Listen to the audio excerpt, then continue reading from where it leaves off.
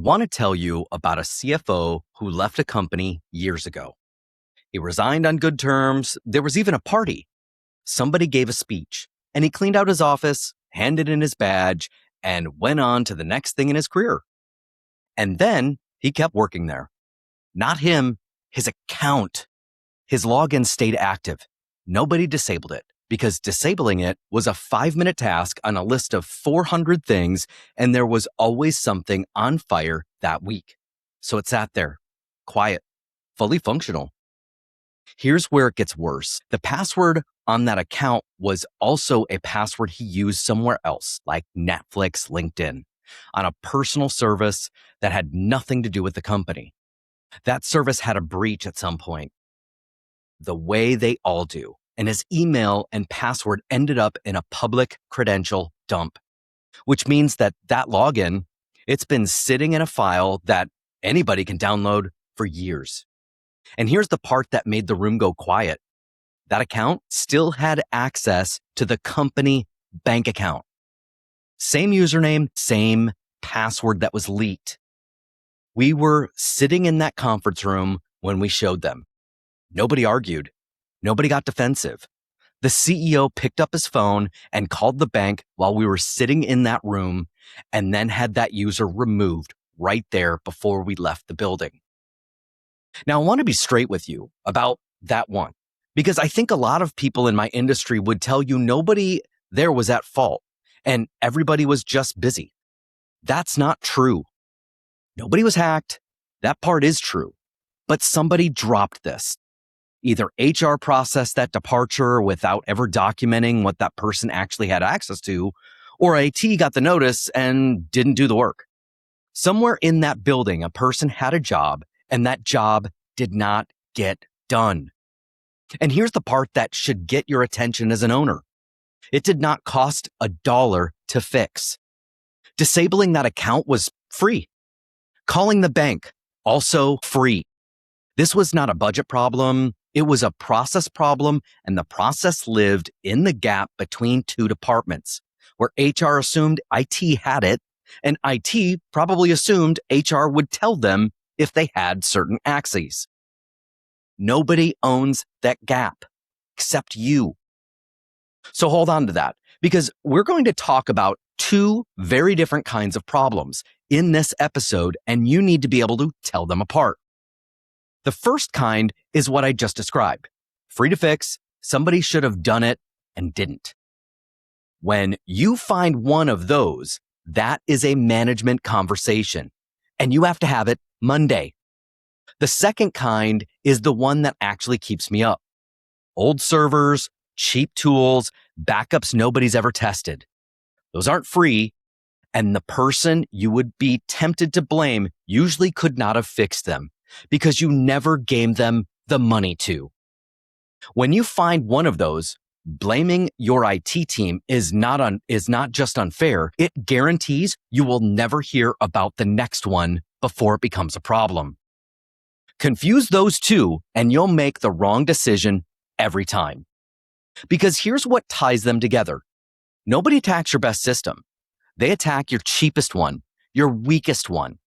And your cheapest one is cheap either because a job didn't get done or because a budget decision got made by someone who did not have the full picture.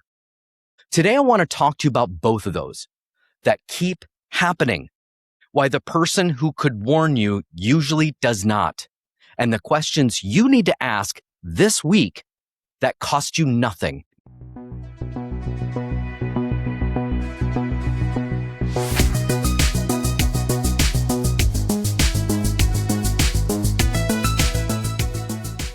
Now, welcome back to The Digital Dilemma. I am Nick Dreyfus, Vice President of Business Development here at i-NETT. Quick disclosure before anything else, because you should know where I am standing. We're a managed IT cybersecurity provider here in Southern California. Everything I'm about to describe, we do for a living. That means I have a commercial interest in you caring about this. And you should weigh that on what I say accordingly. It also means I'm going to say some things about my own industry in this episode that are not flattering, including the pressures that hit companies like mine. I would rather you hear it from someone inside than find out the hard way. One more thing up front. I'm not here to scare you. I know how this genre works. Somebody in my line of work gets on a camera, quotes a terrifying number, and points you at a phone number. I've watched it 100 times and I don't think that works. And more importantly, I do not think it's honest. So here's my commitment for the next 25 minutes. Everything I gave you, you can do yourself this week without calling anybody. The most valuable thing in this episode is a list of questions, and you can take that list to whoever runs your technology today, whether that person is on your payroll or a company you hired. If they answer them well, you have peace of mind and you're totally free, and the outcome is the right one. And I'm also not an attorney, and nothing here has legal advice in it. Some of what we're going to touch on involves contracts, sure, and insurance, breach of disclosure, and those vary by state and industry. Talk to your counsel about it and get with them on how that could impact your business and your particular team. Now let us get into it. So let us get back to that CFO account, because there's an obvious question sitting there and I skipped right past it. Why did nobody disable it? Well, I can tell you, because it's the same answer almost every time. The person who should have disabled it was resetting someone's password. If you have an internal IT team, I want you to picture their actual day, not the job description, the day. Somebody cannot print. Somebody's Excel file won't save. Somebody deleted a folder and needs it back. 3 password resets, a new hire needs a laptop image, the conference room display is not connecting again. All of that is real work. Somebody has to do it, and the person who does it keeps the company running. And I'm not diminishing that. But look at what you're paying for. If you have an IT director or a CIO on payroll at a real salary and their day is consumed by password resets, you're paying senior money for work that should cost a fraction of that. And every hour spent is an hour not spent on things only they can do. So when you're doing the offboarding ticket and that comes in for the departing CFO, what happens? It goes on a list. It's not on fire. Nothing breaks if it waits, and the list never gets shorter. That is how you end up with dead executives' accounts holding live bank account access. Not because anybody is bad at their job, because there's a job that's not been defined of exactly what it is supposed to be on the loudest side. In all my years of doing these assessments, no less than 10% of the Active Directory accounts we've looked into have had accounts that were still active listed. This is scary. Now, here is how I think about it, and I have started using this with executives because it lands. Think of your technology support as a sandwich with 3 layers. The bottom is the day-to-day. Password resets, printers, file recovery, the laptop won't connect. That work needs to be available around the clock, including holidays, because your people don't have problems between 9 to 5 only. And it should cost what that level of work costs, which is not what you're paying your IT director. The top is deep specialist expertise, current knowledge across every manufacturer whose equipment is in your building. And the current means this year, not the version of it that was true when your CIO learned it in college. No single person can hold that anymore. On the surface, it is too wide and moves too fast. And the middle is your internal person. That is where they're irreplaceable. And that is the one layer that cannot be outsourced. They know your business, they know your team, they know which system the accounting team actually uses versus the one they were told to use. They know that the plant floor has different constraints than the office. They know your people, they know the context, years to build, and nobody can hand it to you from a third-party company. The problem in most companies is that middle person is doing all 3 layers. Probably not to the best ability, because there's not enough time for them to go around. And the first thing to fall is always the quiet stuff. The offboarding, the patch that needs a maintenance window, the backup test. It's been sometimes years when we finally dive into IT and when the last true test for them to properly shut down the server stack and actually run a test of the backups. Most of the time, it's years. And you know what that years ago test figured out? That it was take them 2 to 3 weeks to get back up and running. In 2026, that's not going to fly. I know some of you are this IT person. And I know exactly what that sounds like from your seat. It sounds like a guy from the outside provider building a case for why your company should replace you. That's not what this is. And I want to be absolutely direct about it. Our position on this is the same one we're on in AI. And we have said this on this show before numerous times. Bringing in outside capability is about enhancing your team, not eliminating it. Every time we come into an organization that has internal IT, our goal is to take the bottom layer and the top layer off their plate so they can live in the middle, which is the part they're actually going to be the most beneficial to the organization. If you are the IT person and you're drowning and an outside partner is the thing that gets you back to doing the work you were hired to do, that's where we're going to fit in the best. Now back to offboarding, because there's a specific fix here and it's not a product. Terminating access should be documented process, not a ticket.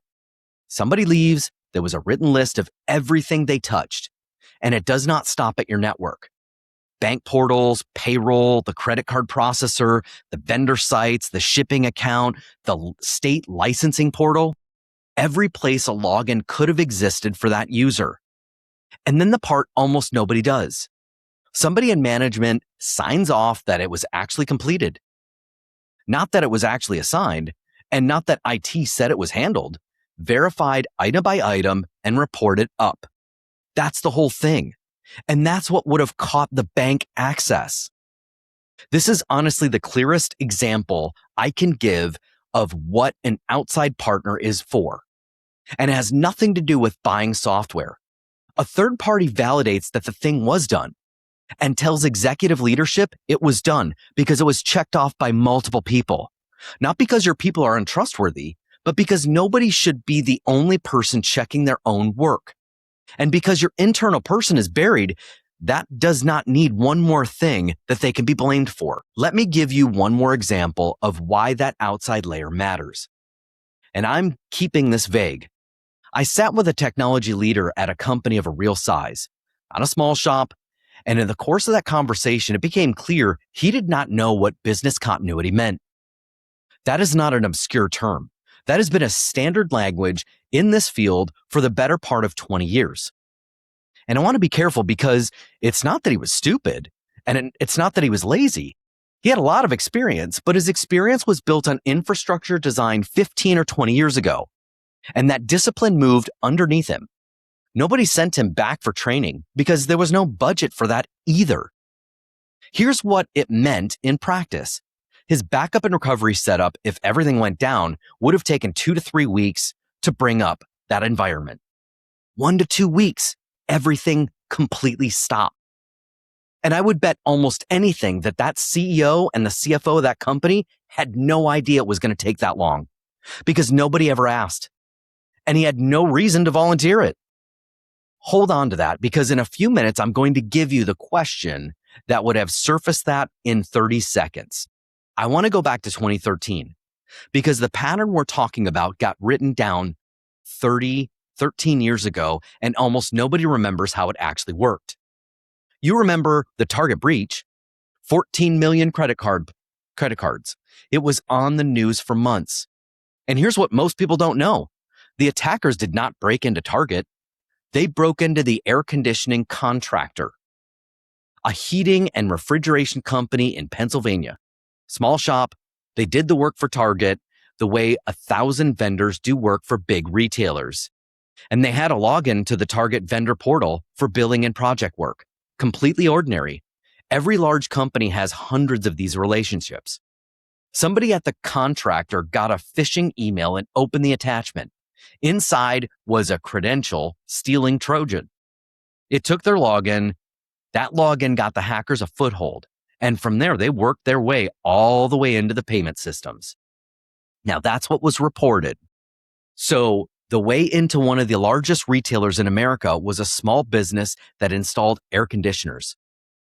Now, here's the detail that I think about all the time.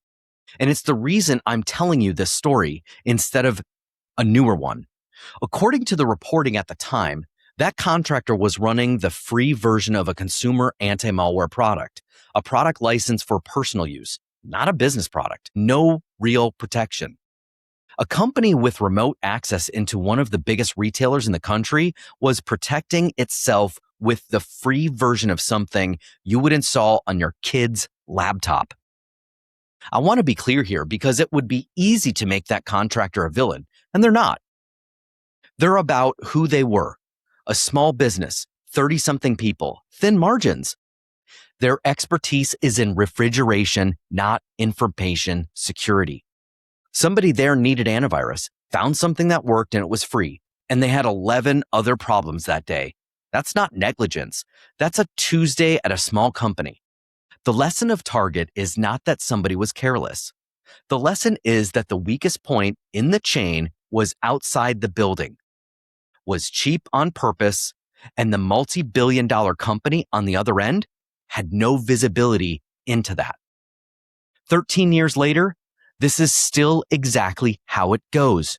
Tools change, the pattern did not.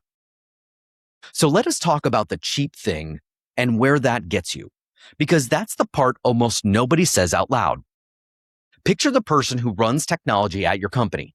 Maybe an IT director, maybe a one-person shop, maybe a CIO. Maybe it's an outside company.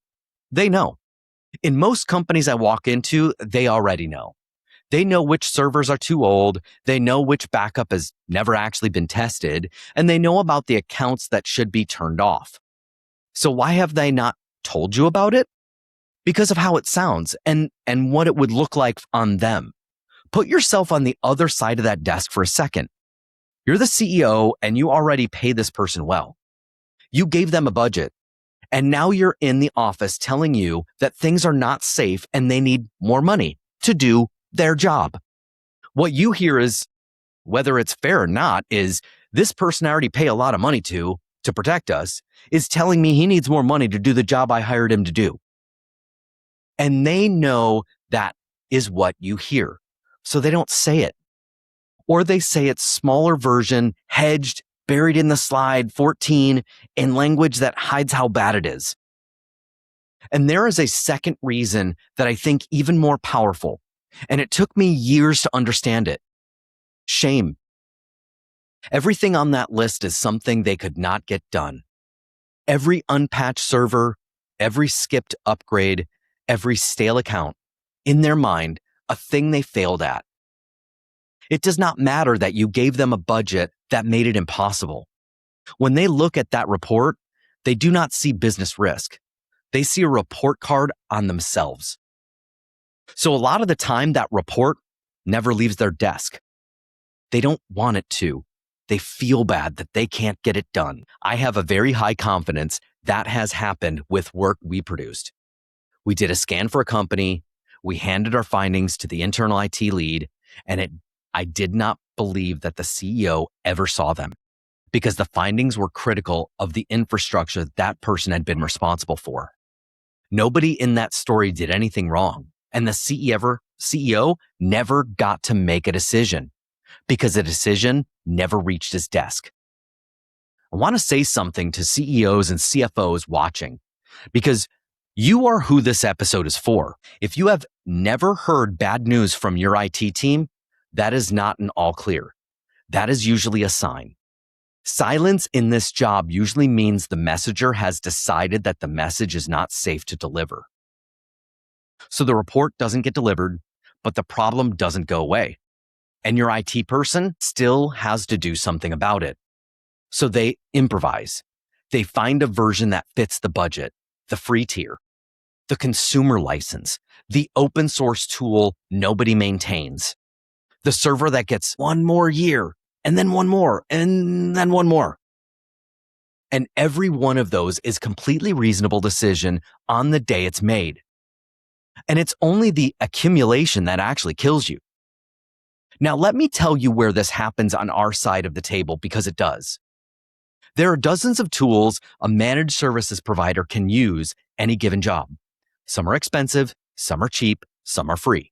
When a third-party IT provider's margins get squeezed, either because a client pushed hard on price or because the vendor raised theirs, one of the easiest levers to pull is to swap a tool for a cheaper one. Change the monitoring platform, change the security product, move to a lighter tier. And here's how that impacts you. That provider can still tell you truthfully that you do have cybersecurity, because you do. It's just that inexpensive version now. Nobody lied to you. Nobody will ever mention it, because from their side, it was a procurement decision, not a service change. I'm telling you that because you should know it's possible, and because you should ask. I will give you the exact question to ask in a few minutes. There's a real distinction underneath all of this, and almost nobody explains it to business owners, so let me try. A commercial-grade security tool can be a good product, but the model is that the local provider runs the whole thing themselves. Every alert, every event, every possible problem lands on that provider's desk in a ticket form. Could be hundreds a day, and they have to work out which ones are real. On any given day, a single tool can generate hundreds of alerts per client, and the overwhelming majority are nothing. Now multiply that by every client that provider supports. When a small team is covering 40 companies and each one is producing that volume, some alerts, they never get reviewed. It's not malice. It's just arithmetic. And that risk is the one that matters in a pile nobody got to. Now, an enterprise-grade solution works completely different. The vendor's own security operations team is in it with us, around the clock, every day of the year.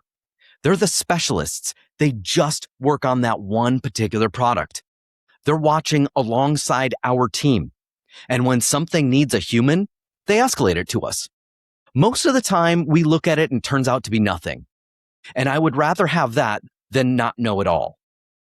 What that buys is not just better detection, it buys our team's attention back.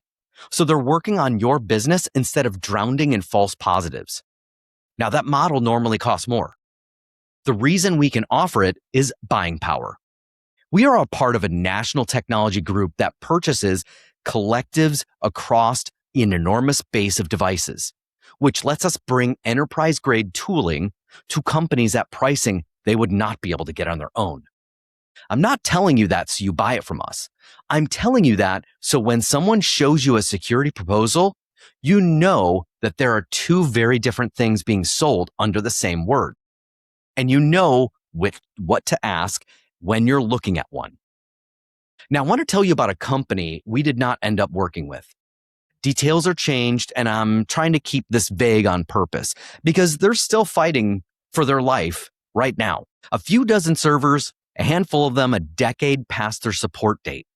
Their own IT lead ran a scan on his own network. We produced the report from what we found. The findings were not suitable. Old infrastructure, not adequate backup, real exposure. We put together a proposal to fix the infrastructure and get real backup in place. The answer came back that there was no budget right now. About 3 months later, they were attacked. They were down the better part of a quarter. Not hours, not days, months. They did not pay the ransom. And I want to be clear about why, because it was not principal. Paying that would have taken all of the cash out of that business and it would have ended them. So they had to rebuild instead. Their team recreated hundreds of thousands of documents by hand. Think about what that meant for the people doing the work for months on top of their actual job.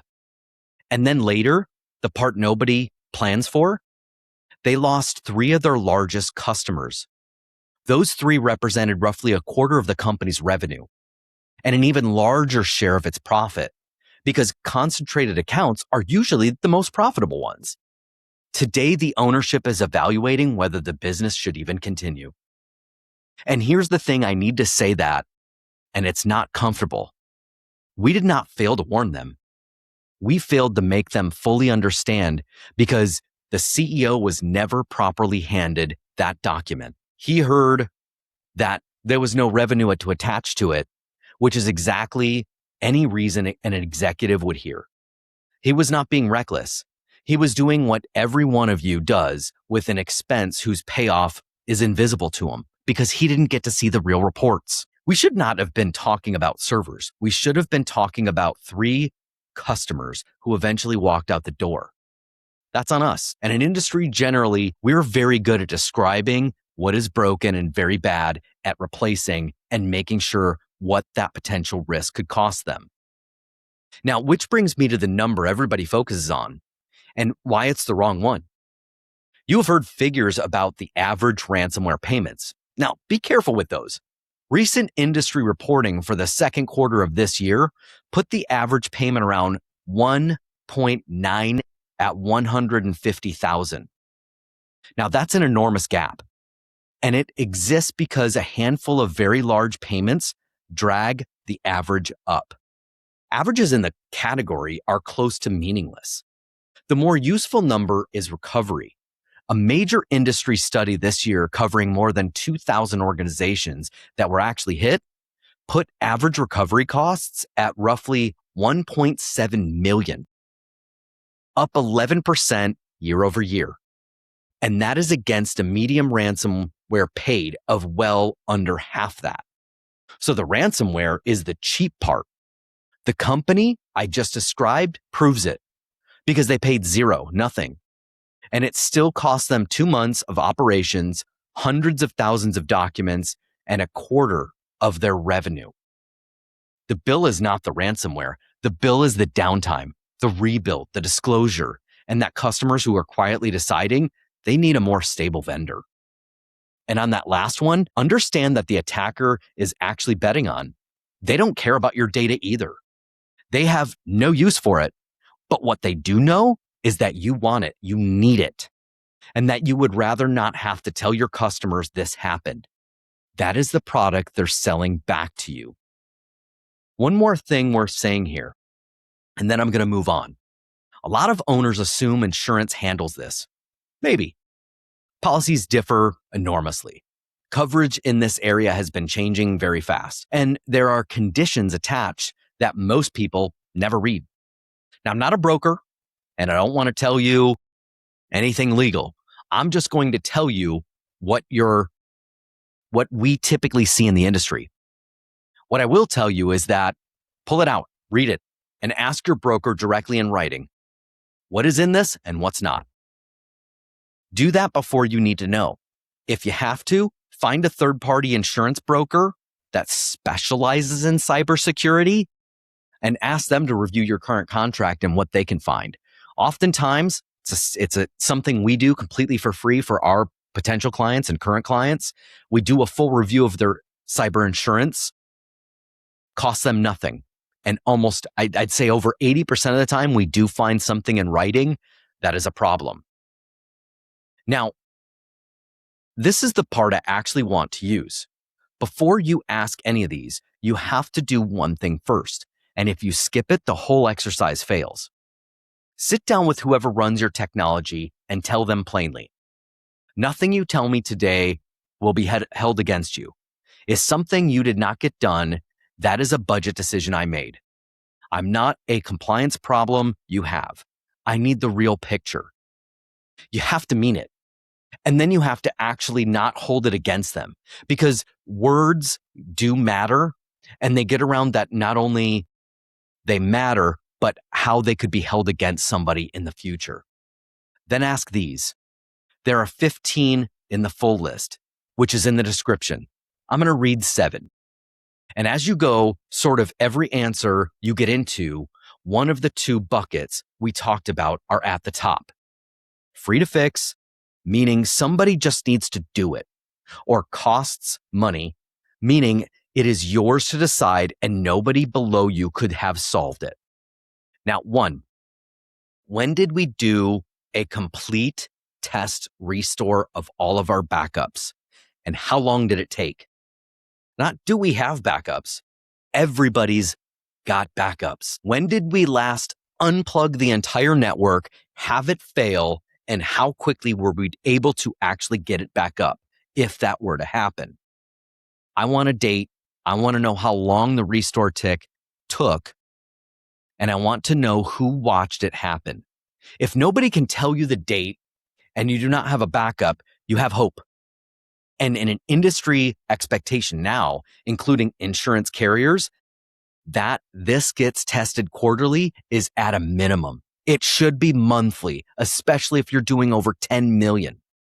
Number 2, if every server we own were encrypted tonight, how many days until we're operating again? And who decided that number was acceptable? This is the one I told you about earlier.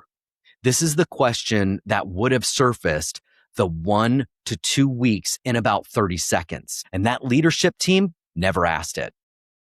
There is a number. Somebody chose it, usually by accident, and the answer starts with, it depends. It doesn't depend. They should still have a planning number, and you should know what that is because the number is your exposure. So if your organization could be down for 4 hours and you don't lose a lot of money, yeah, that can be your business continuity number. But most organizations, Monday through Friday, and especially the ones running 24/7, usually an hour or 2 could be absolutely critical. Now, when you get that number, ask a follow-up. Are we comfortable with that number? Because if that answer is a week and you've just learned that a bad Tuesday stops your entire company until the following Tuesday, that's not an IT fact. That's a business fact, and it belongs on your desk. Number 3, what operating system are we running and which ones stop receiving security updates this year? I want to flag that one specifically because Windows Server 2012 and 2012 R2 received their final security updates and patches on October 13th, 2026. That is roughly 8 weeks from now. And after that date, there are no patches ever for anyone at that price. And that's only if you paid for that tier. Even vulnerability discovered after that stays open permanently. These are not rare. An audit over 1 million servers installations found that roughly 1 in 5 servers still running these versions well past end of life. If your company's been around for 15 or 20 years, the odds are real that you probably have at least one. Number 4, how many devices do we own and how many are protected? And what is that gap? The gap is the answer. There's always a gap. And if the 2 numbers match perfectly, that usually doesn't mean everything is covered. It usually means nobody's actually compared them. 5, how many machines are missing patches right now? And what is that oldest one? Watch for a specific answer here. Windows updates are automatic. That covers Windows. It does not cover the firewall, the VPN appliance, the backup software, the remote access tools, or a line of business application. And those are where the incidences typically happen. Reporting on this year, major breach study found that exploitation of software vulnerabilities has now passed stolen credentials as a leading way of attackers getting in. Walk me through exactly what happens when somebody leaves the company. This is the free one. Who tells IT? How fast? Who confirms it actually happened? And critically, who is responsible for knowing everything that person had access to, including the things that are not on our network, bank protocols, payroll, credit card processing, all of the third parties were taken care of. Then ask them the list right now. How many enabled accounts do we have? How many employees do we have?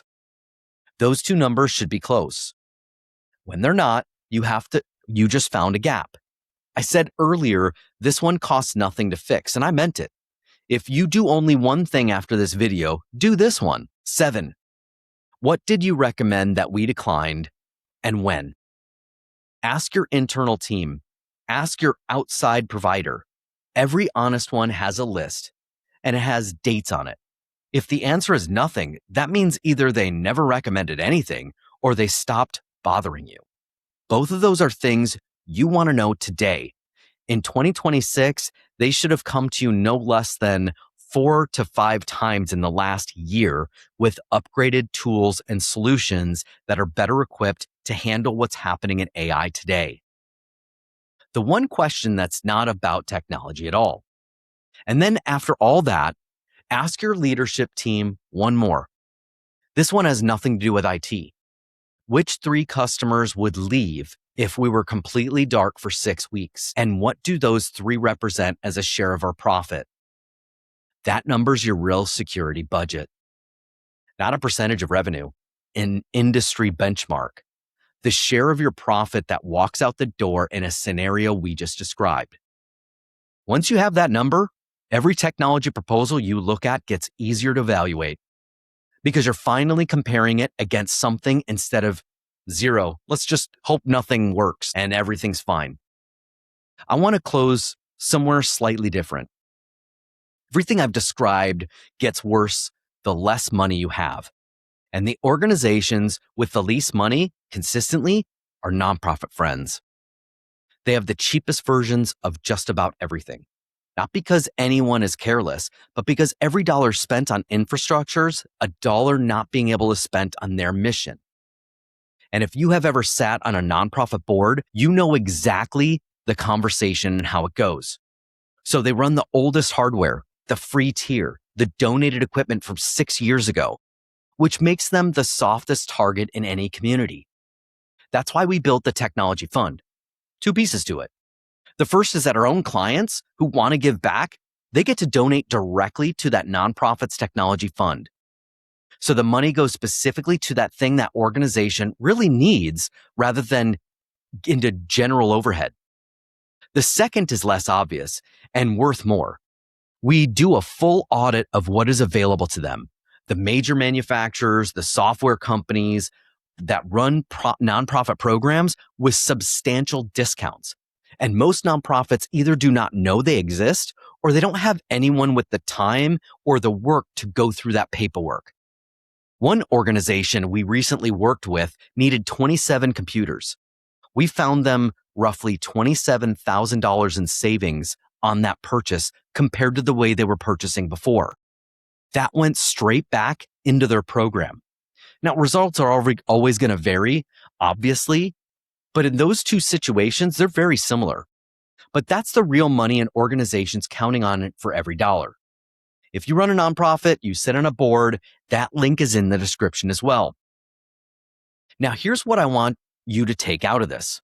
Nobody attacks your best system. They attack your cheapest one. And the cheapest one got there one of 2 ways. Either a job didn't get done, which is the free fix and somebody owns it, or budget was set by someone who did not have the full picture, and the person who had the full picture was not in a position to hand it to you without sounding like they were asking for a raise. Your job is to find out which one you are looking at. Because if you treat a budget problem like a performance problem, you will punish the one person who's trying to tell you. And if you treat a performance problem like a budget problem, you will spend money fixing something that only ever needed someone to do their job. You can start this week, and it costs nothing. 2 things. Sit down with whoever runs your technology and tell them that nothing in the report will be held against them. And then ask the 7 questions, the rest are in the description, and then ask your leadership team which 3 customers would leave if you went dark for 6 weeks. That's it. That is the whole assignment. If your team answers well, you have just bought yourself real peace of mind for the price of 1 meeting. And I'm genuinely glad. If they cannot answer, you've found something worth knowing today and rather than 3 months from now when a problem happens. The full list of the 15 questions is in the description, along with the sources for everything I cited.